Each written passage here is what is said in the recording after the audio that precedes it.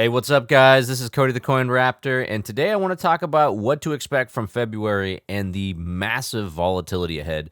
But before we get to that, be sure to smash that subscribe button to see my latest content and follow me on Twitter for the most up-to-date information.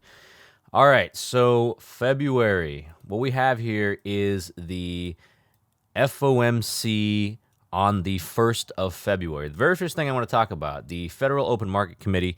And the last time we had the Federal Open Market Committee, we saw a significant amount of volatility, including an incredibly high amount of volume right in the middle of December here. That's the 13th and the 14th. And so we can expect there's something similar is going to happen this time around. Now, what to expect from this FOMC?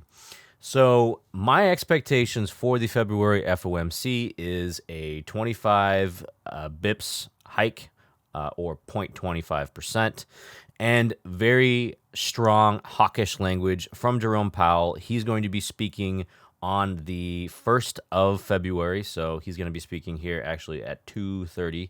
So if you guys are interested, definitely recommend you check that out. But usually when Jerome Powell talks, you wind up seeing massive volatility, massive spikes in one direction or another. And if there's a pump going into the FOMC, you wind up seeing usually a sell the news type of event in which you have people selling and buying into whatever Jerome Powell is saying. So it does tend to be very bearish if there's a pump heading into the FOMC. On the other hand, if there's a sell-off heading into the FOMC, there's usually a pump on the other side of that. So it kind of works counterintuitive to how you would think, and people do tend to buy the rumor and then actually sell the news. In this case, sell when Jerome Powell is talking. So we can expect to see incredibly high volume for that week.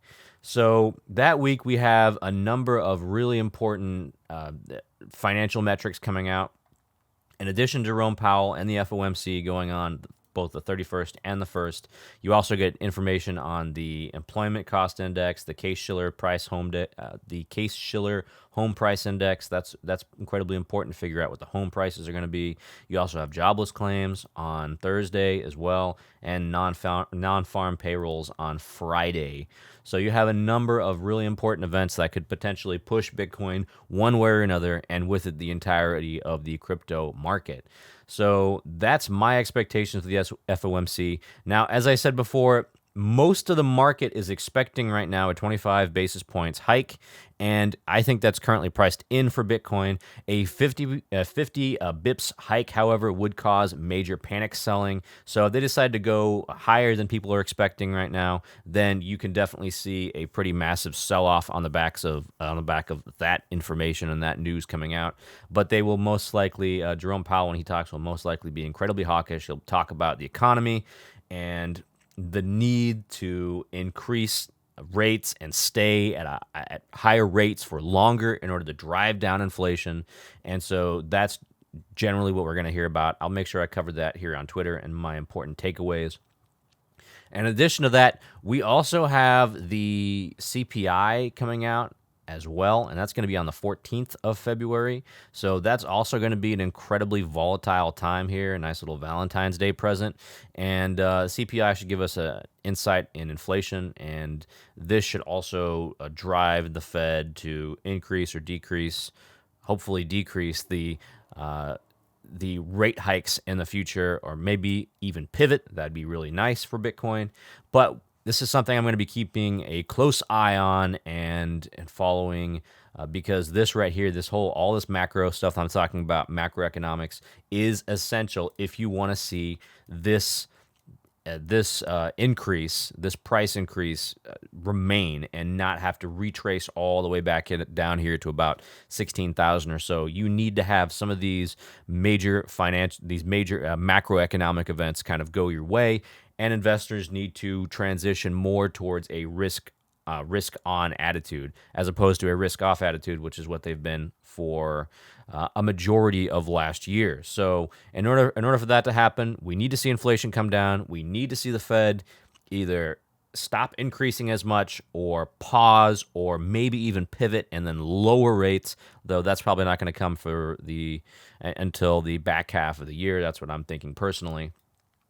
So about Bitcoin itself. Now, it's very important to point out that for the month of February, uh, it actually has very good returns. So traditionally speaking, you go here and you take a look at the Bitcoin monthly returns on CoinGlass. You can see that most of the months for Bitcoin are actually green. There's only 2 times, once in 2020 and once in 2014, in which you had red months for Bitcoin. So historically speaking, this is probably one of the best months for Bitcoin. It's February and October for some reason. There's some cyclicality there in the buyers and sellers here.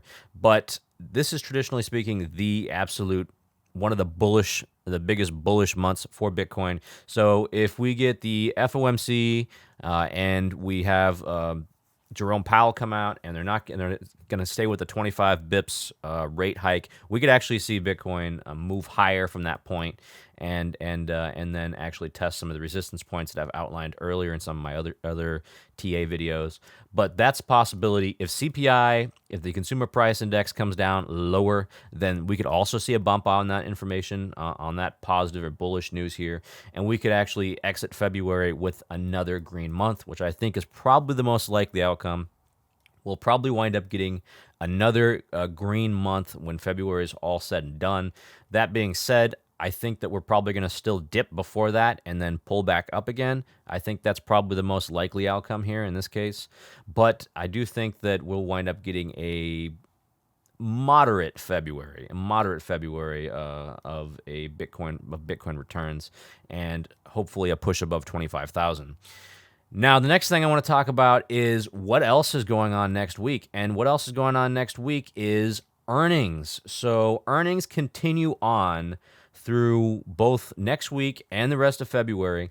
But there are major tech earnings that are going to be due next week. And some of the more important ones that I've outlined here are Tuesday's AMD earnings. And the reason why that's important is because their GPU sales are going to give you an idea of what miners are doing and some of the miner demand. So if Bitcoin miners are becoming more bullish, if they're trying to bring online some more rigs, they're going to probably go out and buy some more GPUs from AMD. And that'll be reflected in as part of their of their last quarter's earnings. And then Thursday, we have Mega Cap Tech reporting, which always moves the NASDAQ. And that correlates directly with the Bitcoin price. So if you have Amazon, Google, and Apple pushing the NASDAQ higher, you're also going to get a similar movement in the Bitcoin price as well. That's going to be Thursday after the close, and that will directly impact Bitcoin when they report after the close, and then probably also a little bit Friday too. So that's definitely something to watch out for.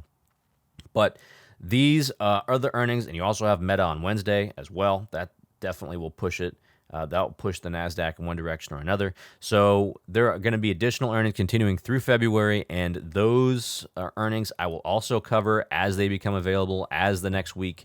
As that next week comes closer, I'll be sure to cover those other earnings, and we can see how all this is going to impact the Bitcoin price. But as I was saying earlier, I do believe that we're going to wind up getting a pullback in the Bitcoin price, and we're probably going to wind up we'll probably retest this 25,000 level, and then depending upon how things go for the CPI and the FOMC, we are going to get some pretty massive volatility coming in here. So that's definitely something that I wanted to make a video, and I wanted to warn you guys about ahead of time. Look for these specific dates because they are going to be huge volatility days in which we could see massive moves in the Bitcoin price, either one way or another way. And that's something that should not be a surprise to anybody who's interested in Bitcoin, who has looked at these charts for years. Just these massive moves that we've seen are pretty commonplace. All right. So that's all I've got for you guys today. Let me know what you guys think. Are you looking for a specific economic event? What do you guys think is going to happen with the CPI and with the FOMC? What are you guys expecting for the rate hike? I'm definitely curious to hear that. All right. This is Cody the Coin Raptor, and I hope to see you guys in the next video.